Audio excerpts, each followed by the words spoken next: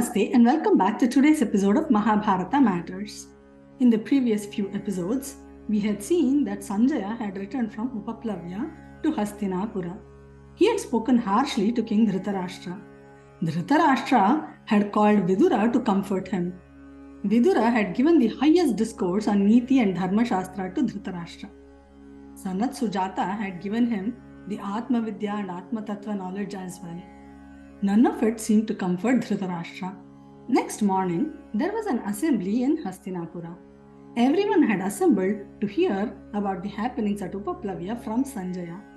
Sanjaya gave a detailed account of all the happenings at Upaplavya. He did not leave a single word. He even described the expression on each one of their faces when he gave the message from Dhritarashtra to Yudhishthira. He told them how surprised and flabbergasted they were at the atrocity of Dhritarashtra's message. He recollected his visit to the Pandava army camp as well.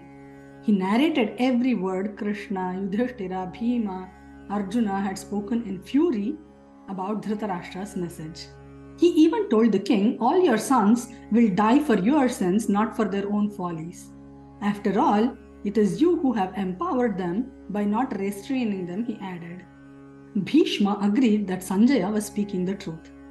He advised Duryodhana to come to his senses now and return the kingdom back to Yudhishthira.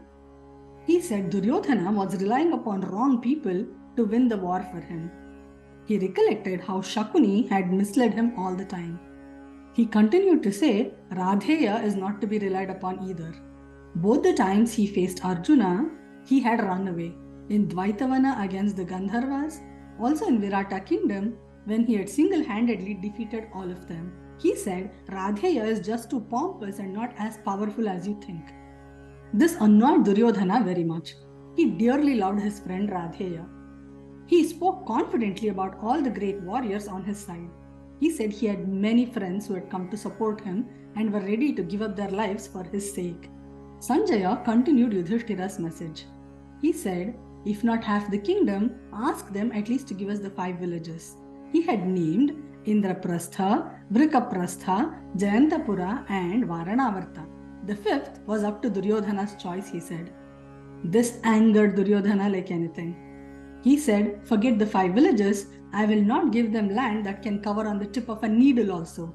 I will not part with anything because giving them anything means that I am admitting my mistakes. I will never do that. Besides, I have the greatest warriors on my side. He recounted by name all the people that had come to support him. He also added, don't you see, Yudhishthira is already afraid of me. Instead of half the kingdom, he wants only 5 villages now. He will not fight the war. He is afraid of me, he said. Now Vidura spoke. He said, Yudhishthira is not a coward, but you sure are foolish, Duryodhana, he said. Don't you see that Yudhishthira has not asked for any 5 villages? He has asked for specific ones. What do you think the reason is? Each one of these 5 villages reminds of all the injustices you have done.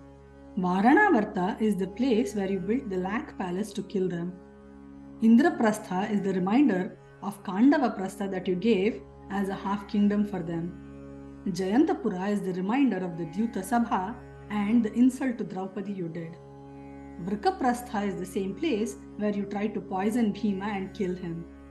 5th one, he said, is left to your choice, which means he is reminding you of all the other injustices you have done to them. Yudhishthira knows full well that you will not listen to anyone. These places are reminders that he has not forgotten your injustices and he will take his kingdom back. Wake up at least now, said Vidura. Now Dhritarashtra could clearly see how sarcastic Yudhishthira had been in asking for these 5 specific places. But his son listened to no one. Dhritarashtra had lost all parental control over his grown son now. The blind king's confidence began to waver again. This annoyed Duryodhana extremely. He just stormed out of the court upon seeing this. So, what are our takeaways from the story? Vinashakale viparita buddhi. When end time is near, the intellect works in the reverse direction.